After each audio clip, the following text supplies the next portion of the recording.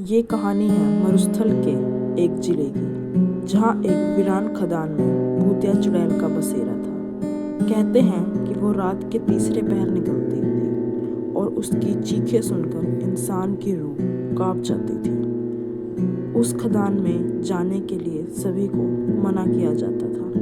गांव की बूढ़ी दादी कहानी सुनाती थी, मत जाना उस खदान में बेटा, वहाँ सोना नहीं, मौत है। 50 साल पहले उस खदान में एक औरत को जिंदा दफन कर दिया गया था। ये कहानी पूरे गांव में प्रचलित थी। अब वो चुड़ैल बनकर हर रात निकलती है।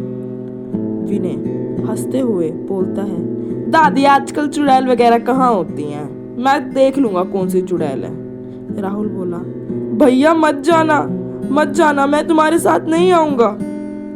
दूर इन कहानियों को सुनते हुए कुत्तों के रोने की आवाज लगातार आती थी। अगली सुबह सुनसान रास्ता, सूखे पेड़, कांटों की झाड़ियां, खदान का मुंह बड़ा काला गड्ढा लग रहा था। झींगरों की आवाज, हवा की सनसनाहट और कदमों की आवाज के साथ विनय बोला, देख राहुल, अगर सच में सोना मिला तो माँ का इलाज करवा दूंगा। मैं जा रहा हूँ, डरपोक नहीं हूं मैं। राहुल बोला, भाई मेरी बात सुनो, मत जाओ प्लीज। विनय अकेले खदान के मुंह में उतरता है, हाथ में टॉर्च की हल्की पीली रोशनी। अंदर अंधेरा, दीवारों पर झड़ती मिट्टी, खून के धब्बे, जली हुई लकड़ियों का हड्डियों का ढांचा, टपकते पानी की आवाज और धीमी सी महिला की कर्राहट। दीवार से खून की धारा बह रही है और ऊपर से किसी काली साड़ी का टुकड़ा लटका हुआ है जो हवा से हिल रहा है। विनय धीरे आवाज में बोला, ये खून और ये हड्डियां, क्या है यहाँ, कौन है यहाँ?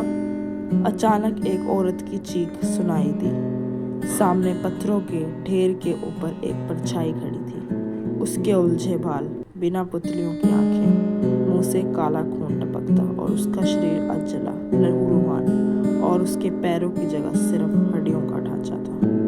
क्यों आए हो? किसने बुलाया? ये खदान मेरी है, अब तेरा शरीर भी मेरा है। उसकी हंसी कांपती हुई जैसे लोहे को घसीटने की आवाज आ रही हो। मुझे प्लीज जाने दो। चुड़ैल का हाथ लंबा होकर विनय की गर्दन के पास आता है। उसकी उंगलियां हड्डी जैसी, खून से सनी और नाखून लोहे की कील जैसे। अब खदान के अंदर चारों तरफ से चुड़ैल की हंसी गूंज रही है। विनय को दिखता है आसपास कई लाशें लटकी हुई हैं। किसी की आंखें निकली हैं, किसी के मुंह पे कीड़े निकल रहे हैं। कीड़ों की आवाज और वो लाशें एकदम से धड़ाम से नीचे गिरती हैं। ये खदान चुड़ैल की कब्र है। यहाँ जिसने भी सोने के लालच में कदम रखा, उसकी मौत पक्की है। विनय का शरीर जकड़ गया, उसकी सांसें रुकने लगी और चुड़ैल की आंखों से आग जैसी रोशनी निकलने लगी। राहुल खदान के बाहर बैठा रो रहा था। अचानक उसे विजय की चीख सुनाई दी। वह कांपता हुआ खड़ा होता है और अंदर भागता है। राहुल की आंखों में आंसू और हाथ में लकड़ी का मोटा डंडा। राहुल चिल्लाता है, विनय भाई, मैं आ रहा हूँ। अंदर पहुंचते ही राहुल देखता है विनय हवा में उल्टा लटका हुआ है। चुड़ैल उसकी छाती चीर रही है, खून टपक रहा है। तू भी आया है, अच्छा हुआ, अब दोनों की बलि एक साथ लूंगी। उसके मुंह से निकलती आग, इंसानी चीखों की गूंज। भाई छोड़ दे इसे, भगवान के लिए छोड़ दे। खदान के अंदर चारों तरफ धुआं और आग की चीखें। चुड़ैल दोनों को घसीट रही थी। दीवार पर खून के निशान, उनका भागना मुश्किल हो चुका था। हड्डियां टूटने की आवाज और चुड़ैल की हंसी, जैसे शमशान में लाशें जलने की आवाज आ रही हो। कहते हैं इस खदान से आज तक कोई जिंदा नहीं निकला। जो गया उसकी चीखें रात के तीसरे पहर आज भी सुनाई देती हैं। पर ये तो सिर्फ शुरुआत थी, असली खेल तो अब शुरू होगा। खदान के अंदर चारों तरफ अंधेरा, दीवार से खून टपक रहा है। चुड़ैल की आंखों से आग जैसे रोशनी निकल रही थी। चुड़ैल अपना लंबा हाथ विनय के पेड़ को चीर रही थी। विनय की आंखें सफेद हो रही थी। तुम दोनों का खून मेरी शक्ति बढ़ाएगा। मुझे ये खदान छोड़नी है, तुम्हारे शरीर में समाकर। राहुल डरते हुए पीछे हटता है, पर विनय की दर्द भरी आवाज सुनकर लकड़ी उठाता है और चुड़ैल पर हमला करता है। राहुल बोलता है, छोड़ दे, मर जा तू चुड़ैल। चुड़ैल का मुंह पूरा खुल जाता है, उसके मुंह में काले कीड़े रेंग रहे हैं। राहुल लकड़ी से मारता है, पर चुड़ैल पर कोई असर नहीं होता। चुड़ैल की चीख से सारी दीवार से और आत्माएं निकलती हैं। सबके चेहरे जले हुए, आंखें बाहर, मुंह खुले। सैकड़ों आत्माएं अब एक साथ चीख रही हैं। पूरी की पूरी खदान दहक रही है। ये सब उस खदान के मजदूर थे जिन्हें चुड़ैल ने मार दिया था। अब वो इसके आदेश पर काम करते थे। चुड़ैल बोलती है, इन्हें भी भूख लगी है, अब तुम दोनों से इनका पेट भरूंगी।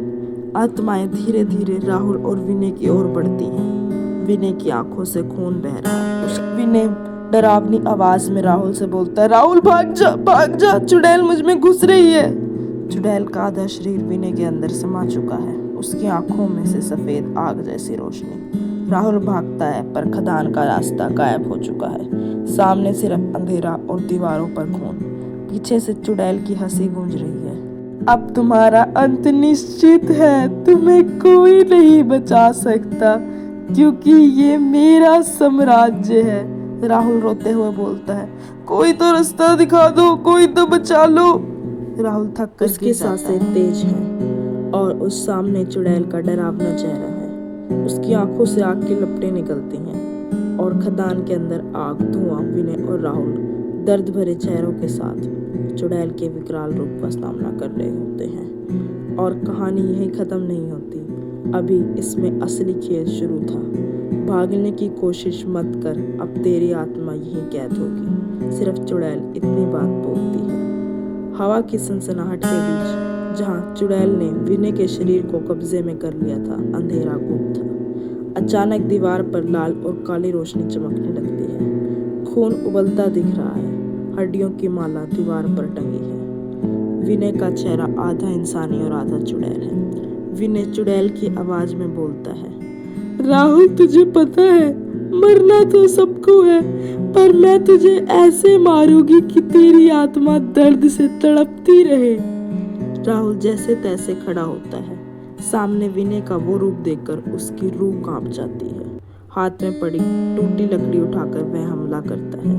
विनय लड़, उससे लड़, तू उसे खुद से दूर कर, तुझे खुद को बचाना होगा। विनय का शरीर कांपता है, उसके शरीर पर दर्द के भाव आते हैं, पर चुड़ैल का कब्जा धीरे धीरे उसके दिमाग पर होने लगता है। अचानक खदान की जमीन फट जाती है। उसमें से काले धुएं के साथ चुड़ैल का असली रूप बाहर आता है। 10 फीट लंबा, उलझे बाल, काली ज्वली त्वचा, मुंह से खून और कीड़े। अरे कोई तो बचाओ। कोई नहीं बचाएगा, तुम दोनों का अंत मेरे हाथों लिखा है। चुड़ैल दोनों हाथ फैलाती है, उसके हाथों से काली आग निकल रही है। दीवार पर लाशें जलने लगती हैं। विनय की आंख से आंसू बाहर आ रहे हैं। वह राहुल की ओर देखता है, जैसे आखिरी बार दोस्त को याद कर रहा हो। भाई मत रुक, मत, मैं अब चुड़ैल। विनय का शरीर अचानक हवा में उड़ जाता है। उसकी छाती से काला धुआं निकलता है, जो सीधा चुड़ैल के मुंह में समा जाता है। राहुल पीछे मुड़कर देखता है, लेकिन खदान का रास्ता धुएं और आग से भर चुका है। चुड़ैल की हंसी हर दिशा में गूंज रही है। वो दौड़ता रहा, पर खदान का रास्ता नहीं मिला। हर तरफ सिर्फ मौत और चुड़ैल का साम्राज्य। राहुल ठोकर खाकर गिर जाता है। चुड़ैल उसके ऊपर झुकती है। राहुल खुद को कैसे बचाता है वो आपको पार्ट 2 में दिखेगा। Like, share, subscribe.